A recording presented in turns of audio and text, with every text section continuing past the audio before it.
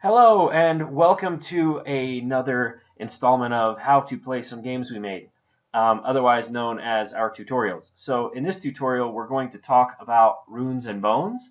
We're going to show you a 3-player game. My name is Corey and I'll be playing player 1. My name is Tracy and I'll be player 2. Welcome back. And you, the viewer, will be playing player 3. So to get us started, I'm just going to show you the runes before I go into setting up a game and starting to play through a round or two. So these 9 runes down here are the basic runes that you use in order to win the pot. So each turn you'll have 3 options. You can either play a rune, pass, or fold, and we'll talk about that later. But when you play a rune, these are the normal runes that you can play to try and get the pot.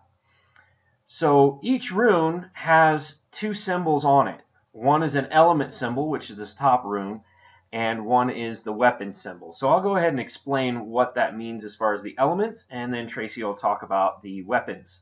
So basically it's rock, paper, scissors. You've got the earth, and this diagram shows you the earth beats water, water douses fire, and fire scorches earth. So if this was the winning rune in the pot, you could beat that by playing a fire rune. And then that's basically it. You just follow along in the center of the diagram. Alright, and if you have a matching element on your rune and would like to try to beat that rune, you would then start looking at the bottom symbol, which is a weapon. So as you can see, right now we have a winning rune of a mountain with a shield. So in order to beat that rune, I can match the mountain, and if you look at the bottom of the diagram, the axe will beat the shield. So I would need the mountain with the axe, because the axe will break that shield, thus beating the tile. Now I have a mountain with an axe. The next person might match that with a mountain and an arrow, because the arrow you could do from a distance, whereas the axe would have to be up close. Yeah, and basically it's you just follow along on that outside track. An axe will break a shield will block an arrow, and like Tracy said, an arrow will shoot an axe wielder from a distance. And now we have some special runes that we want to talk about. So we'll start with the skull. Alright, so the skull, as you can see, you can steal 3 of any player's bones. So what that would look like is each person has each player has a bag full of bones next to them. In the live game or table game, you would have actual just a pile full of bones in front of you. So if I have this tile and want to play it, I would simply pick a player, go to their bag, take 3 of their bones, and pop them into my bag. The next symbol here that we're going to talk about, or the next rune, a special rune, is the Dajurga rune. And that allows you to take 2 runes from other players. In the live game, this is really easy. You just have everybody hold up their hand of runes, and you pick either 1 rune from 2 separate players, or pick 2 runes from a single player. In the Tabletopia implementation, that's a little bit more difficult. So let's say I have 3 in my hand here. What I would then do is select those 3, flip them over, and put them out in front of let's say I was playing green here, I could put them out in front of me, and then the player who played that would just pick up any 2 runes face down on the table, and then if he didn't pick that, I just grab those and pull them back into my hand. And then the next special rune is the Thief. Alright, so as you can see, the Thief rune allows you to take 2 bones from the pot. So in the middle of the table we have the pot. You would simply just take 2 bones and add them to your bag. So then the next special rune is the Spy, which allows you to look at another player's runes, select one, then immediately play it as your own. So what you would do here is just take all the runes from a player, like set yours aside, take all the runes from a player, and then play one as your own. In the Tabletopia implementation, it's best if you just pick a colored player and have them put their runes face down on the table. You put your runes face down on the table, pick theirs up, play one, and then put their runes back face down on the table so that they can pick them up and keep playing. And the last special rune here is the banners. All right, as you can see, according to the banners, you would draw 2 extra runes from the bag and add them to your hand. So this might help you build your hand to have more options when playing. There are 2 different ways to play. One, you can play until everybody is out of runes and out of bones. Or the way that we're going to do this game is we're going to set the turn tracker at 6. We're going to play 6 rounds, and that's going to be it. However, for the video purposes, we're probably going to play 1 or 2 rounds, then fast forward to the end, play the last round, and see how that wraps up. Okay, so for setup, the first thing you do is you take the bones equal to the number of players, drop it into the pot, and then the rest of those bones go away. Then each player will draw 3 runes from the bag. There's my 3. Let me switch over here and show you your 3. What a good hand you have.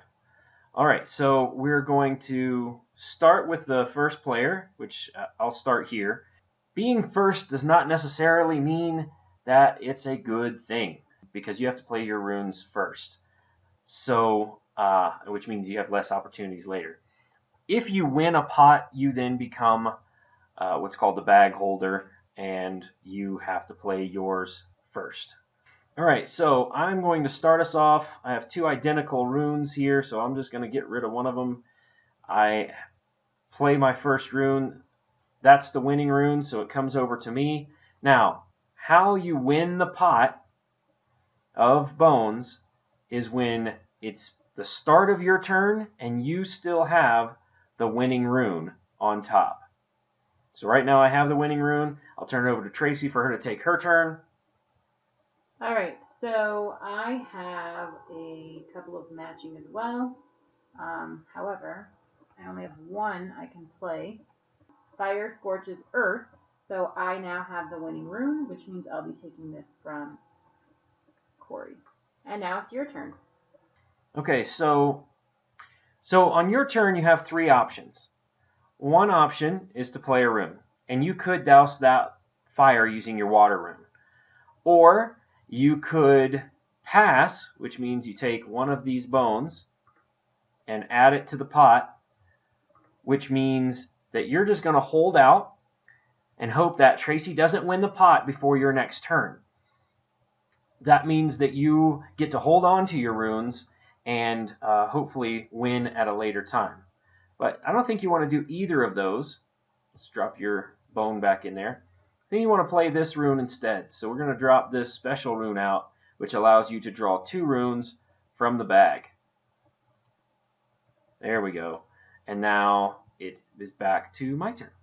So on my turn, I cannot beat fire with earth. I just can't do it. So what I'll do instead is I will play my special rune, take 2 runes from other players. So what everybody would do then, including you, is you would take all of your, in Tabletopia, if you hold shift and just click each one, and then flip them, put them out in front of your place there.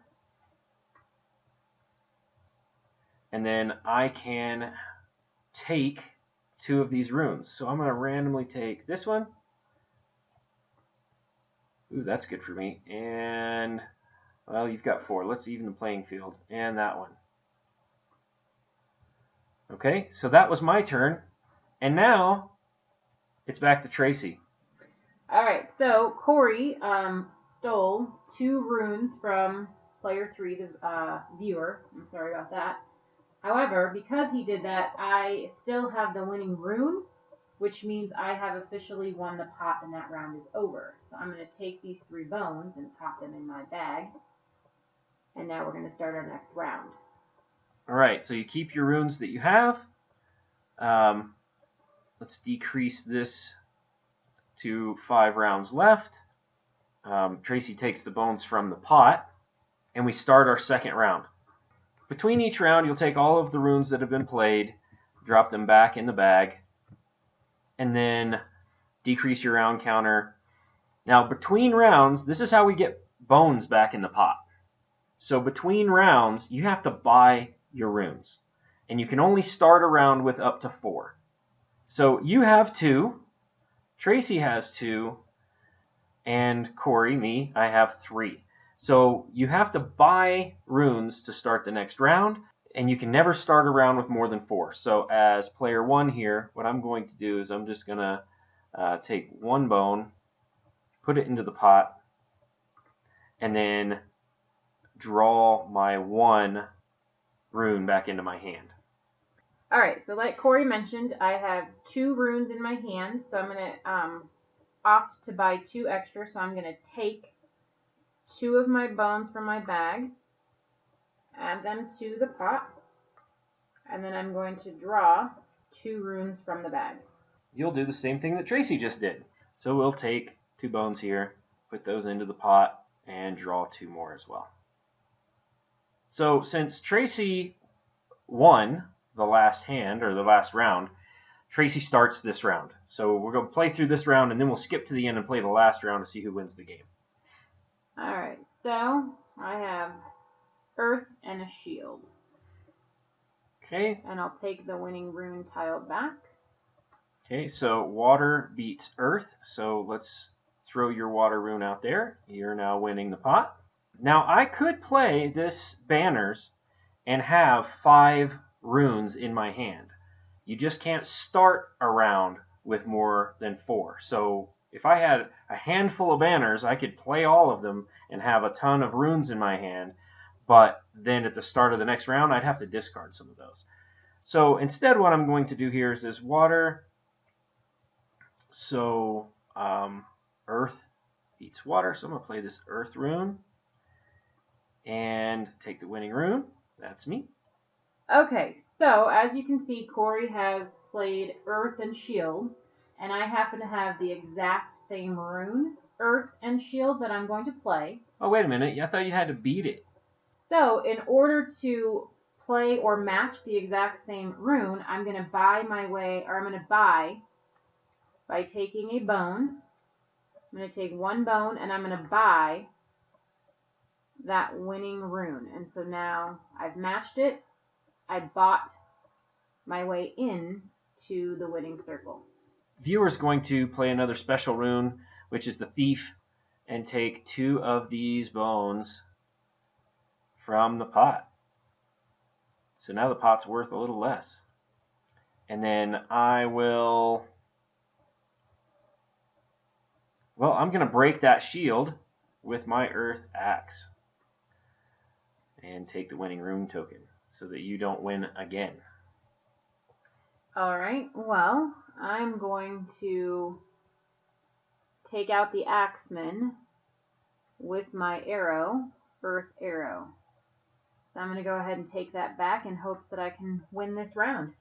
So on the viewer's turn, they're going to play Dajurga, take 2 runes from other players. So let me put my stuff out there. Our viewer just takes your last one and 1 of mine. Let's see what happens here. Okay, so now it's my turn. Oh no! So the one that you took means that I can play this rune, and I think I will, which allows me to draw 2 runes from the bag.